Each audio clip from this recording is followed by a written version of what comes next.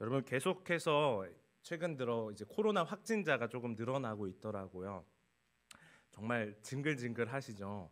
이놈의 코로나가 언제쯤 끝날까?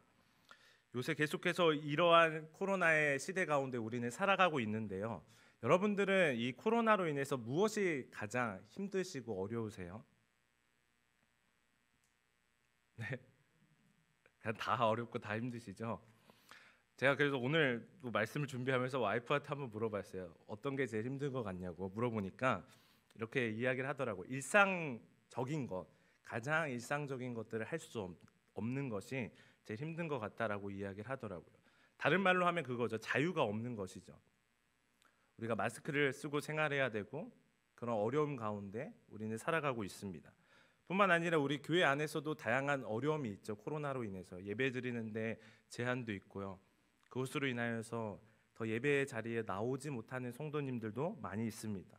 뿐만 아니라 이 자영업자분들은 굉장히 또 힘든 상황 가운데 있죠. 그래서 굉장히 힘들어하는 모습들을 보게 됩니다. 이 코로나로 인해서 위기가 찾아왔고 고난이 찾아온 모습들을 우리가 보게 되는데요. 사실 코로나뿐만이 아니라도 우리의 삶에서는 그러한 위기도 찾아오고 고난도 찾아오는 것을 볼 수 있습니다. 우리가 이 시간 특별히 이 저녁에 제가 찬양하면서 봤는데 우리 성도님들 많이 피곤하심에도 불구하고 열심히 찬양을 하시던데요. 이 피곤한 몸을 이끌면서도 우리가 이 시간에 주님 앞에 나와 예배하는 것, 피곤한 몸임에도 불구하고 이 시간 함께 유튜브를 통해서 예배하시는 것은 우리의 여러 가지 문제가 있기 때문이 아닐까라는 생각을 많이 합니다. 하나님께 더 기도할 것이 있고 하나님께 더 부르짖을 무언가가 있기 때문이 아닐까라는 생각을 하게 됩니다. 이 시간을 통해서 여러분의 모든 문제를, 여러분의 모든 고난과 위기를 주님 앞에 내려놓으시고 하나님의 크신 은혜를 경험하는 오늘 이 시간이 되기를 주님의 이름으로 축복합니다. 그런데요, 이러한 문제는, 이런 위기와 고난은 단순히 우리만 겪는 문제가 아니었다라는 것을 우리는 볼 수 있습니다. 오늘 성경을 보면요, 이 땅에 왕으로 오셨던 예수님도 위기를 겪고 고난을 당하시는 모습을 보게 됩니다. 우리 13절의 말씀을 다시 한번 함께 읽어볼까요? 우리 함께 읽어보도록 하겠습니다. 시작. 그들이 떠난 후에 주의 사자가 요셉에게 현몽하여 이르되 헤롯이 아기를 찾아 죽이려 하니 일어나 아기와 그의 어머니를 데리고 애굽으로 피하여 내가 내게 이르기까지 거기 있으라 하시니. 아멘. 말씀을 보면은 어떠한 상황이냐면 지금 헤롯이 누구를 죽이려고 하고 있죠? 바로 이 아기 예수님을 죽이려고 하는 상황이 있다고 주의 천사가, 주의 사자가 꿈에서 요셉에게 나타나 말씀을 하고 있는 것입니다. 헤롯이 지금 죽이려고 하니까 애굽으로 피하라고 말씀을 하고 있는 거죠. 이 땅에 왕으로 오셨던 예수님에게도 이러한 위협이 발생하고 있는 것입니다. 이 앞에서의 말씀에서 보면 헤롯이 동방 박사들을 베들레헴으로 보내면서 그들은 그렇게 이야기를 합니다. 거기 가서 자세히 보고 나에게 다시금 와서 알려달라고 이야기를 합니다. 왜냐하면 나도 가서 경배하고자 한다라고 말을 하죠. 그러나 헤롯의 마음에는 그것이 있는 것이 아니죠. 정말로 경배하고자 하는 것이 아니죠. 여기서 그의 본 모습을 보여줍니다. 예수님을 죽이고자 하는 것이죠. 자기가 유대인의 왕인데 유대인의 왕으로 왔다고 하는 그 예수 그리스도를 죽이고자 하는 것이 헤롯의 마음이라는 것을 볼 수 있습니다. 결국 예수님도 이러한 고난의 상황에 놓이게 됩니다. 태어나셨을 때부터요. 그러자 주의 사자가 말씀하신 대로 요셉은요, 아기와 그의 어머니를 데리고 애굽으로 내려가게 됩니다. 헤롯이 죽을 때까지 그 애굽에 거하게 되는데요. 그것과 관련해서 오늘 성경은 15절에 이렇게 이야기를 하고 있습니다. 우리 15절의 말씀을 같이 한번 보겠습니다. 함께 읽겠습니다. 시작. 헤롯이 죽기까지 거기 있었으니 이는 주께서 선지자를 통하여 말씀하신 바 애굽으로부터 내 아들을 불렀다 함을 이루려 하심이라. 아멘. 예수님께서 이 헤롯을 피해서 애굽에 내려가셨다 오신 이야기가 무엇이라고 이야기를 하냐면 설명하냐면 선지자를 통하여 말씀하신 바 애굽으로부터 내 아들을 불렀다 함을 이루려 하심이라라고 말씀한다라는 거죠. 이것은 무엇을 보여주냐면 예수님께서 애굽으로 피하신 일은 단순히 헤롯의 위협 때문에 헤롯이 죽이고자 하는 것 때문만이 아니라 하나님이 선지자를 통하여 말씀하신 바를 성취하고자 하는 것이 있다라는 것을 우리 가운데 보여주고 있습니다. 그것은 과연 무엇일까요? 이것은 이 15절의 말씀은 호세아서 11장 1절에 해당하는 말씀인데요. 11장 1절에 이렇게 말씀합니다. 이스라엘이 어렸을 때에 내가 사랑하여 내 아들을 애굽에서 불러냈거늘이라고 말씀합니다. 보면 이스라엘이 어렸을 때, 이스라엘이 아직은 이 나라가 시작되었을 그때, 어렸을 때, 과거였을 때를 이야기를 합니다. 그런데 그들이 누구였냐면 내 사랑하는 내 아들이었다라고 말씀하고 있죠. 출애굽기 4장 22절에 보면 하나님은 이스라엘을 그렇게 표현합니다. 이는 내 아들, 내 장자라고요. 그러면서 그들을 애굽에서 불러내었다. 그들을 애굽에서 출애굽시켰다라는 것을 이 호세아서 11장 1절은 보여주고 있다라는 것입니다. 결국 이것은 무엇이냐면 예수님이 애굽에 내려갔다 오신 일은 출애굽 사건과 동일하다라는 것이죠. 우리가 지금 매일 성경을 통해서 계속해서 출애굽기의 말씀을 보고 있는데 예수님과 이 출애굽의 사건은 굉장히 밀접한 관련이 있습니다. 특히 오늘 본문이 그것을 잘 보여주고 있습니다. 첫 번째로는요, 예수님이 아까 말씀에서 본 것처럼 피하여서 내려갔다라고 말씀을 하고 있습니다. 헤롯의 위협으로부터 피하여 내려간 것입니다. 그런데 출애굽했던 이스라엘 백성들, 특별히 창세기에 보면은 야곱과 그의 가족들이 애굽에 내려간 일을 보면 그들을 어떻게 보면은 피하여 내려간 것이죠. 흉년으로부터 피하여 내려갔습니다. 그래서 요셉이 자신의 형들에게 이렇게 고백하죠. 형들이 자신을 팔아서 애굽의 종이 되었지만 그것은 이미 하나님께서 자신을 미리 보내셔서 준비하신 것이라고 요셉은 말을 합니다. 하나님께서 이미 예비해 두신 일이라는 거죠. 예수님도 출애굽의 이야기도 결국에 잠시 피하여 애굽에 내려갔던 이야기입니다. 또 두 번째로는 보면은 오늘 본문에 보면 예수님께서 애굽으로 피하고 나서 헤롯이 무엇을 하냐면 16절의 말씀을 보면은 동방 박사들에게 속은 것을 알고 이제 베들레헴과 그 지경 안에 있는 2살 아래의 남자 아이를 다 죽이기 시작합니다. 학살을 하는 것이죠. 그런데 이러한 이야기가 어디에 또 나타납니까? 출애굽기 1장을 보면 바로가 이제 이집트 애굽 사람들에게 이렇게 명령을 내리죠. 히브리 사람이 애를 낳으면 남자아이는 다 죽이라고요. 예수님과 이 출애굽기 이야기는 이러한 관련이 있습니다. 또 세 번째로는 예수님과 이 출애굽기 이야기는 둘 다 하나님의 아들이라는 거죠. 아까 말씀드린 것처럼 이스라엘은 하나님의 아들, 하나님의 장자였습니다. 뿐만 아니라 마태복음에서 우리가 앞에서 살펴봤던 말씀을 보면은 예수님은 하나님의 아들로 이 땅에 오신 분이라는 것을 우리는 보게 됩니다. 결국에는 예수님은 이 출애굽한 이스라엘과 굉장히 밀접한 관련이 있는 그런 하나님의 아들이라는 것을 보여줍니다. 그리고 마지막으로는 애굽에 내려갔다가 돌아오는 애굽에서부터 나오는 출애굽의 사건이 일어나게 되는 것입니다. 19절과 20절 오늘 본문의 마태복음 2장 19절과 20절을 보면은 이렇게 말씀을 하고 있습니다. 우리 같이 한번 좀 읽어볼까요? 함께 읽겠습니다. 시작. 헤롯이 죽은 후에 주의 사자가 애굽에서 요셉에게 현몽하여 이르되 일어나 아기와 그의 어머니를 데리고 이스라엘 땅으로 가라. 아기의 목숨을 찾던 자들이 죽었느니라 하시니 아멘.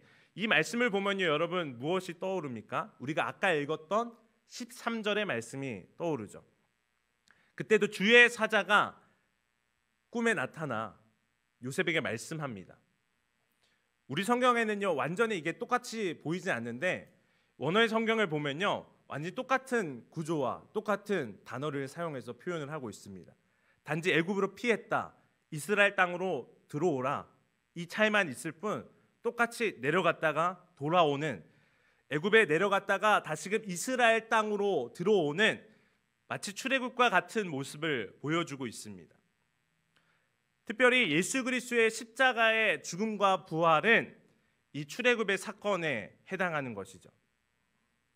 출애굽의 이야기를 보면 이스라엘 백성들이 하나님의 말씀하신 대로 유월절에 어린 양을 잡습니다. 그리고 그 피를 문설주에 바르죠. 그때 하나님의 재앙이 피해가게 됩니다. 그리고 그들은 애굽에서 나오게 되죠. 그런데 성경은 무엇이라고 말씀합니까? 예수 그리스도께서 그 유월절에 어린 양이 되셨다라고 말씀하고 있습니다. 결국 예수님의 이야기는 출애굽기의 이야기, 출애굽의 이야기가 굉장히 관련되어 있죠. 아니요, 출애굽의 이야기는요, 예수님의 이 십자가의 사건, 예수님이 구속하시는 이 사건을 보여주는, 예표하는 이야기라는 것을 우리는 알 수 있습니다. 그렇기 때문에 예수님께서 애굽에 내려가신 것은 이 호세아서 11장 1절의 말씀처럼 출애굽기의 이야기를 성취하는 것, 이루려 한다라는 것이라고 말씀하고 있는 겁니다. 그런데 여러분, 여기서 생각해 볼 게 무엇이냐면 출애굽은 이미 이루어진 일이잖아요. 과거의 일입니다. 아까 본 것처럼 이스라엘이 어렸을 때 이미 이루어졌던 일이에요. 그런데 왜 예수님이 내려가신, 애굽으로 내려가신 그 일이 이 출애굽을 다시금 성취한 것이라고 말하는 것일까요?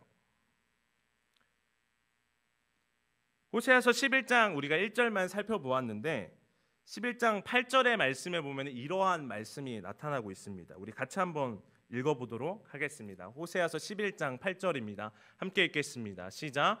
에브라임이여 내가 어찌 너를 놓겠느냐, 이스라엘이여 내가 어찌 너를 버리겠느냐, 내가 어찌 너를 아드마같이 놓겠느냐, 어찌 너를 두겠느냐, 내 마음이 내 속에서 돌이키어 나의 국률이 온전히 불붙듯 하도다. 아멘.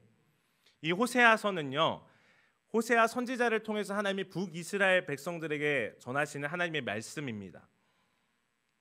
그들은 하나님의 말씀대로 살아가지 못함으로 말미암아 아수르에 의해서 멸망을 하게 되는데, 그들에게 하나님이 회복의 말씀을 주시면서 이러한 말씀을 하는 거죠. 너희를 어찌 그냥 놓아두겠느냐, 너희를 어찌 버리겠느냐 라고 말씀하시는 겁니다.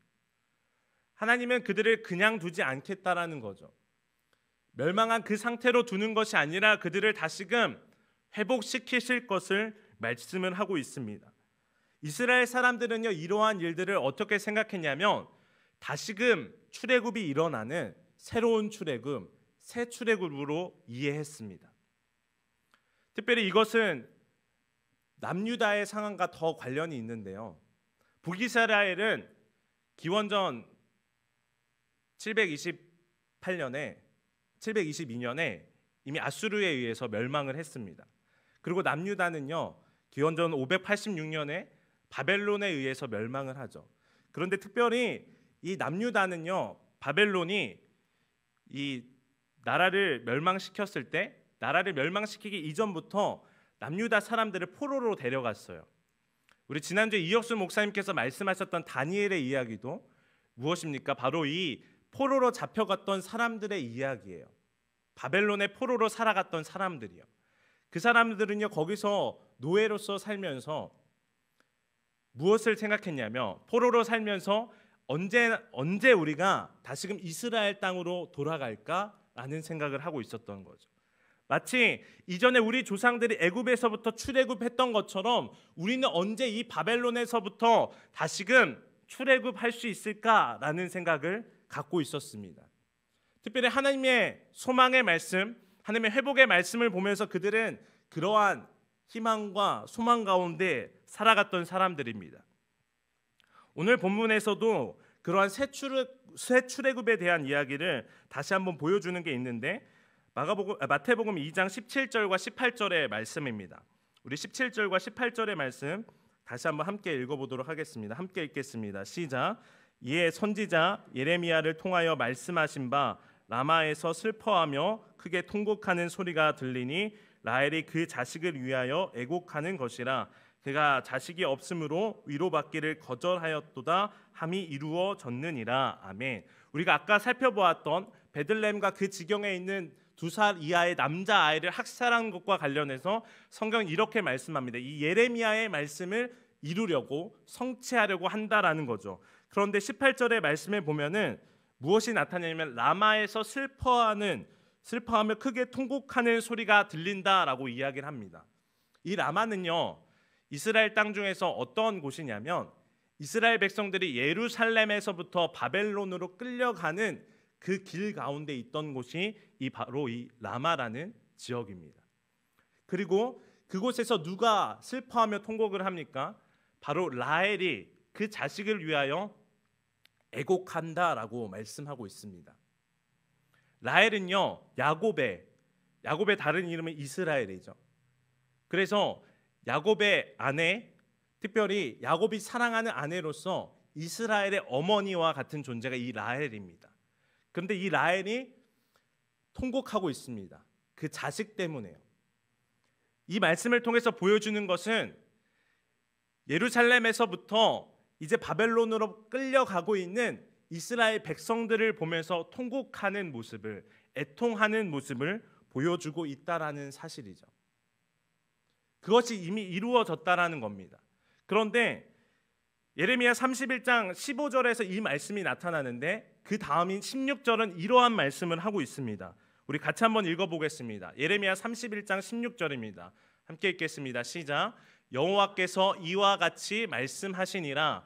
내 울음소리와 내 눈물을 멈추어라. 내 일에 삭슬 받을 것인즉 그들이 그의 대적의 땅에서 돌아오리라. 여호와의 말씀이니라. 아멘. 지금 그들은 끌려가고 있기 때문에 라헬이 지금 통곡하고 있어요. 그런데 하나님은 뭐라고 말씀하시냐면 내 울음소리와 내 눈물을 멈추라는 거예요. 왜요? 그들이 돌아올 것이기 때문입니다. 하나님이 그들의 눈물을 닦아주실 것이기 때문입니다. 그렇기 때문에 더 이상 슬퍼할 필요가 없는 거예요. 이 말씀이 이루어졌다라는 거예요. 누구를 통해서요? 예수 그리스도를 통해서요.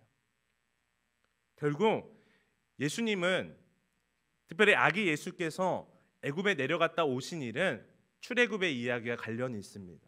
특별히 새 출애굽의 역사를 이곳에서 이루시는, 그 약속을 이루시는 장면이 오늘 우리가 살펴본 본문의 이야기입니다.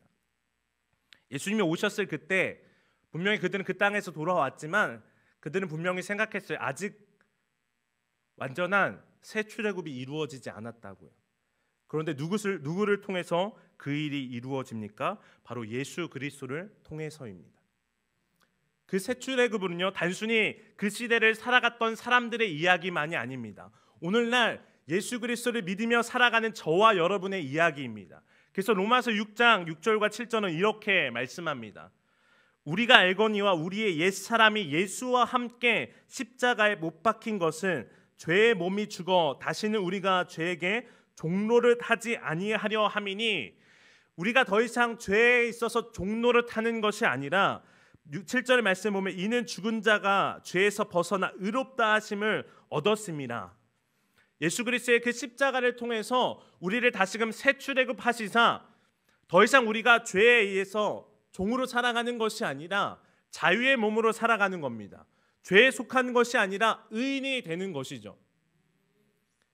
이것이 이미 2000년 전에 그 아기 예수께서 애굽에 내려갔다 오신 그 일을 통해서 성취하신, 또 십자가의 죽음과 부활을 통해서 성취하신 그 일이라는 사실입니다. 하나님은요, 죄악된 이 세상에서 살아가는 우리의 울음소리를, 우리의 눈물을 듣고 보고 계십니다. 출애굽기 이야기를 보면요, 이번 주에 살펴봤던 말씀인데 전에도 살펴봤지만 하나님께서 그 출애굽을 시작하신 이유를 보면 성경은 이렇게 말씀합니다. 이스라엘 자손의 울부짖음이 하나님 귀에 들렸다라고 이야기를 합니다. 하나님은 그것을 들으셨죠. 그들이 고난당하고 있는 그 상황을 보고 계셨죠. 그것을 통해서 아브라함과 맺으셨던 언약을 기억하셨고요. 그래서 그들을 출애굽시키십니다. 오늘의 본문에서도 라마에서 슬퍼하는, 애곡하며 통곡하는 그 라헬의 울음소리를 하나님은 들으셨습니다. 그것을 보셨습니다. 그리고 그것을 닦아주시는 것이죠. 하나님은 오늘도 우리 가운데 그러한 일을 행하실 것입니다. 하나님의 새 출애굽 안에 들어간 저와 여러분의 삶 가운데 우리가 당하는 고난들, 위기들, 여러 가지 문제들 가운데 우리가 슬퍼할 때마다 하나님은 우리의 눈물을 닦아주실 거라는 거죠. 우리에게 이러한 회복을 하나님은 주시는 겁니다. 우리는 이러한 회복 가운데 오늘도 살아가고 있는 것이죠. 그렇다면 하나님은 왜 이렇게 우리를 회복시키려고 하시는 걸까요? 하나님은 무엇으로 우리를 회복시키시는 것일까요? 그 원동력을 살펴보면 호세아서 11장 8절과 우리 예레미야 31장 20절의 말씀을 통해서 알 수 있습니다. 먼저 호세아 11장 8절의 말씀입니다. 우리 함께 읽어보도록 하겠습니다. 시작. 에브라임이여 내가 어찌 너를 놓겠느냐, 이스라엘이여 내가 어찌 너를 버리겠느냐, 내가 어찌 너를 아드마 같이 놓겠느냐, 어찌 너를 수보임 같이 두겠느냐, 내 마음이 내 속에 돌이키어 나의 긍휼이 온전히 불붙듯 하도다. 아멘. 우리가 아까 읽었던 말씀인데요, 이 뒤에 부분을 잘 집중해서 보아야 합니다. 하나님이 왜 그들을 놓지 않으시고 그들을 버리시지 않느냐면 내 마음이 내 속에서 돌이키어 나의 긍휼이 온전히 불붙듯 하도다라고 말씀하고 있습니다. 하나님의 마음에서 지금 하나님의 긍휼이 불붙듯이 타오르고 있다라는 겁니다. 그 하나님의 긍휼이, 그 하나님의 사랑이 이들을 구원한 것이죠. 예레미야 31장 20절에도 이렇게 말씀합니다. 함께 읽어볼까요? 시작. 그런데 이스라엘 족속아 마치 아내가 그의 남편을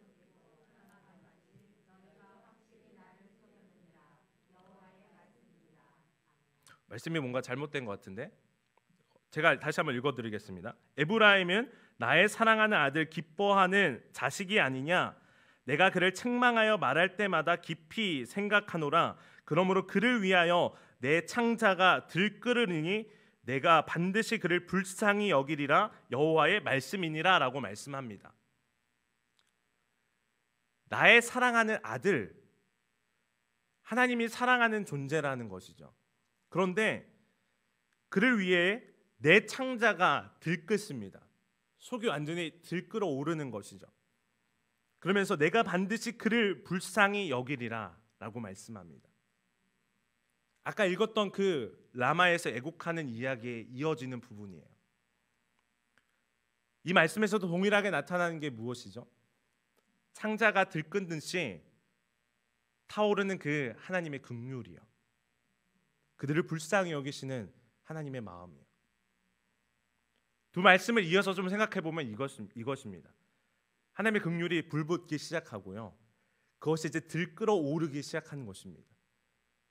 여러분, 냄비에 물을 넣고 끓이면은 덮어 있었던 뚜껑이 끓기 시작하면은 움직이기 시작하잖아요.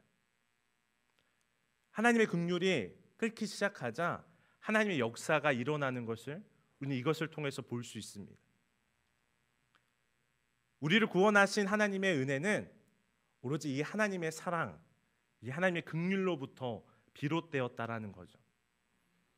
그렇다면 우리가 이 세상을 살아가면서 우리를 회복하시는 하나님의 은혜를 경험할 수 있는 것은 바로 이 예수 그리스도 안에서 나타난 그 하나님의 사랑을 경험할 때입니다. 그 사랑을 느낄 때 우리의 삶에 회복의 역사가 일어나게 됩니다. 저에게 그러한 하나님의 은혜가 있었던 것을 같이 조금 나누고자 하는데요. 제가 결혼하고 나서 1년이 딱 되었을 때 저희 아내가 원래 20대 초반에 허리 디스크가 3개가 터졌어요. 그래서 이제 오랫동안 허리가 불편했었는데 이제 결혼하고 1년이 지나자 이제 애도 낳아야 될 것이고 또 이제 우리의 삶을 위해서, 앞으로의 미래를 위해서 좀 건강하게 살고자 이제 그 허리를 치료하려고 입원을 했었습니다. 주중에 입원했다가 이제 주말에 퇴원을 했는데요. 정확히 기억이 안 나는데 첫 번째 퇴원이었었던 것 같아요, 아무래도요. 근데 처음 퇴원한 날 와이프가 갑자기 심각해지더라고요. 그러면서 하는 이야기가 뭐냐면 나 암이래 라는 말이었습니다. 충격적인 사실이었죠. 사실 그 전부터 한 6개월 정도 계속해서 아팠어요. 응급실도 가고 이과 저과 막 다 돌아다녀도 원인을 알 수가 없었습니다. 염증은 굉장히 높게 나타나는데 20배가 넘게 나타나는데 원인을 알지 못했어요. 그런데 허리 치료하러 갔다가 거기서 호스피스 병동에 일하시는 아는 분을 만났는데 그분이 딱 보시면서 하는 얘기가 그거였대요. 암 환자 얼굴이라고요. 그래서 피 검사를 했습니다. 그러니까 바로 암이라는 게 딱 뜨더라고요. 그래서 이제 정확한 검진을 위해서 이제 더 큰 대학병원에 갔습니다. 그리고 CT를 찍고 결과가 나오는 날이었어요. 그날이 오늘과 같은 금요일이었습니다. 저는 이제 그때 사역을 하고 있다 보니까 이제 결과를 들으러 같이 가지 못했는데요. 이제 결과를 듣고 연락을 받기로 했었어요. 그래서 잠시 저녁 시간이 되어서 이제 집에 갔었습니다. 전화를 기다리고 있었죠. 근데 이제 연락이 왔을 때 암이 맞다, 확진의 판정을 받았습니다. 그 와이프가 갖고 있는 암은 난소암인데 난소암이라는 이야기를 듣게 된 것이에요. 그래서 그 이야기를 들었을 때 제가 그 저녁에 계속 막 울었어요. 집에서 한참을 울다가 이제 8시부터 찬양 연습을 해야 되거든요. 그래가지고 교회에 왔습니다. 그리고는 찬양 연습을 막 이렇게 했어요. 근데 그때 마지막 했던 찬양이 오늘 마지막 했던 찬양입니다. 하나님의 사랑을 사모하는 자, 주만 바라볼지라, 이 찬양인데요. 이 찬양의 후렴의 가사를 보면 이러한 가사가 있습니다. 하나님 사랑의 눈으로 너를 어느 때나 바라보시고 하나님 인자한 귀로서 언제나 너에게 기울이시니 어둠에 밝은 빛을 비춰주시고 너의 작은 신음에도 응답하시니 너는 어느 곳에 있든지 주를 향하고 주만 바라볼지라. 이 가사를 부르는데요, 하나님의 음성이 들리더라고요. 지금 그 상황에서 너무나도 슬펐거든요. 집에서 마음껏 울지 못하고 갔거든요. 근데 이 찬양을 부르는 연습하며 부르는 그 상황 가운데 내 모든 상황을 하나님이 아시는구나. 하나님 그 사랑의 눈으로 지금 나를 바라보고 계시는구나. 그 인자한 길로서 내가 부르짖을 때 하나님 들으시구나. 내가 지금 어두운 길을 우리 가겠지만 밝은 빛을 비춰주시고 작은 신음에도 응답하시는 그 하나님이시구나. 그 사랑의 하나님이시구나 라는 것을 깨달았어요. 하나님 그것을 저에게 보여주셨어요. 그러니까요, 그 다음에 눈물이 끝나더라고요. 별로 슬프지가 않더라고요. 최근에도 청년이랑 같이 이야기를 하면서 같이 좀 개인적인 이야기를 했었는데 그런 이야기를 하더라고요. 저와 와이프를 보면은 그냥 일상적인 모습을 보면 얘기를 하지 않으면 이러한 사실을 모르겠다라고 이야기를 하는 거예요. 그래서 제가 이 이야기를 했어요. 인간적으로 보면요, 슬퍼요. 힘이 들어요. 그런데 우리의 눈물을 닦아주시고 우리의 아픔을 다시금 회복시키시는 분은 하나님이세요. 특별히 하나님의 사랑이 그렇게 하세요. 문제가 해결된다고 회복이 일어나는 것이 아니더라고요. 수술을 크게 하고도 와이프가 2년 반 만에 재발했거든요. 지금도 계속해서 그 상황 가운데 살고 있어요. 달라진 건 없어요. 좋아진 건 하나도 없어요. 그런데 두렵지가 않아요. 그것 때문에 슬프지 않아요. 그것 때문에 좌절되지 않아요. 왜냐? 이미 하나님께서 예수 그리스도를 통해서 모든 걸 회복시키셨기 때문이에요. 마침내 우리가 갈 그곳을 우리는 알기 때문인 거예요. 두렵지 않은 거예요. 하나님 이미 저의 모든 아픔과 눈물을 닦아주셨기 때문이에요. 그래서 이 가사를 읽을 때마다 다시금 묵상할 때마다 눈물이 나는데요. 아까도 와이프랑 얘기하면서 눈물이 나는데 슬픔의 눈물이 아니라 오늘도 내가 부르짖을 때, 내가 하나님을 찾을 때 응답하시는 그 하나님의 사랑이 너무나도 감사하기 때문에 그 은혜의 눈물이 날마다 흘러 넘쳐나는 것이죠. 사랑하는 성도 여러분, 우리의 삶에요, 고난이 찾아오죠. 힘든 일이 찾아와요. 위기가 있어요. 그러나 이미 하나님께서는 예수 그리스도를 통해서 다 회복시키신 거예요. 회복된 상태에서 우리는 살아가는 것이에요. 우리의 문제가 변화되지 않다 할지라도, 지금 당장 회복되지 않는다 할지라도 이미 하나님이 그렇게 하신 거라고요. 그렇다면요, 우리는 그 하나님의 사랑을 더 갈망하며 나아가야 하는 거예요. 그 하나님의 사랑을 더 구하며 나아가야 되는 거예요. 하나님, 그 하나님의 사랑을 더 우리에게 부어주십시오. 그 하나님의 사랑의 눈을 보게 하시고 오늘도 나의 울부짖음을 들으시는 그 하나님의 귀 기울이심을 볼 수 있도록 도와달라고요. 그러면요, 하나님의 역사를 보게 됩니다. 그 사랑으로 우리는 살아가는 거예요. 그 사랑으로 우리는 회복을 날마다 경험하는 것입니다. 그런데 하나님은 그렇게 우리를 회복하는 것만으로 끝내시지 않습니다. 우리도 그렇게 하기를 원하세요. 우리가 이 세상을 회복시키기를 하나님은 원하신다라는 거예요. 무엇을 통해서냐면 그 하나님의 사랑을 통해서입니다. 그 하나님의 긍휼을 통해서입니다. 아까 처음에 말씀드렸던 것처럼 코로나로 인해서 많은 사람들이 힘들어합니다. 우리 교회 안에도 어려움들이 찾아왔죠. 위기들이 찾아왔죠. 다양한 일들이 있을 겁니다. 교제하는 것도 쉽지 않고요. 이제 목장 모임을 줌으로 하지만 지금까지 하지 못했던 것들도 많고요. 부서들도 어려움이 많았고요. 우리 예배 드리는 것도 힘들었습니다. 그런데 특별히 최근에 목사님께서 강조하신 게 있어요. 뭐냐면 잃어버린 사람들이 많다라는 거죠. 잃어버린 사람들이요. 예수님께서 이 땅에 잃어버린 자를 찾으러 오셨잖아요. 그들을 찾아 구원하시러 오셨어요. 회복하시러 오셨어요. 하나님은요 그런 것 같아요. 우리에게 그 하나님의 긍휼로 다시금 잃어버린 자를 찾기를 원하시는 것 같아요. 뿐만 아니라 우리 한마음교회 이 주님의 공동체가 긍휼의 공동체가 되기를 하나님은 원하실 거예요. 그렇다면요 코로나가 우리를 힘들게 했던, 우리로 막았던 모든 것들이요 주님의 안에서 풀리게 될 것입니다. 세상 사람들은요 굉장히 힘들어해요. 고통스러워하죠. 이 코로나 상황에서요. 그런데 그러한 그 사람들을 회복시킬 수 있는 것은 바로 우리라는 것이죠. 교회라는 거예요. 하나님의 공동체, 그 사랑과 긍휼의 공동체만이 이 세상을 바꿔줄 수 있어요. 그 긍휼의 마음을 품고 나아가는 저와 여러분을 통해서요. 저와 아내가 자주 하는 이야기가 있어요. 서로에게 저를 불쌍히 여겨주세요라고 말을 해요. 그렇죠? 제가 실수할 때도 있고 와이프의 마음을 상하게 할 때도 있고 그러면 항상 얘기해요. 저를 불쌍히 여겨달라고요. 사실 그러면 덜 싸우더라고요.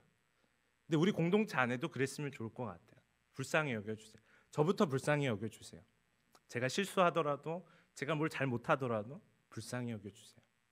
사랑해주세요.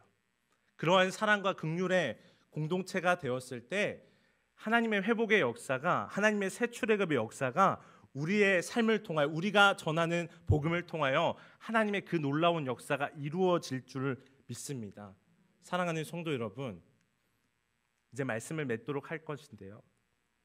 하나님은요 그 불붙은 그 긍휼의 사랑으로 우리를 구원하시고 건지셨습니다. 뿐만 아니라 그 하나님의 놀라운 사랑은 우리가 감당할 수조차 없는 크신 사랑이에요. 근데 그 사랑을 저와 여러분에게 베푸셨어요. 그 사랑은요 우리를 회복시키십니다.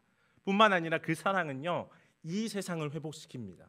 죄로 얼룩진 세상, 아파하며 고난을 겪는 이 세상을 변화시키는 것은 그 사랑을 갖고 있는, 그 긍휼의 마음을 동일하게 품고 있는 교회 공동체를 통해서 이루어진다라는 거예요. 우리 한마음 교회가 그러한 교회가 되기를 소망합니다. 그 주님의 사랑을 누리며 그 사랑 안에서 서로를 사랑하며 용납하며 서로를 품어주고 긍휼히 여기는 이 공동체가 먼저 될 때 하나님의 회복의 역사는 우리를 통해서 이 땅 가운데 이루어질 줄 믿습니다. 그 믿음을 가지고 살아가는 저와 여러분이 되기를 소망합니다. 그 하나님만 바라보는 저와 여러분이 되기를 축복합니다. 기도하겠습니다.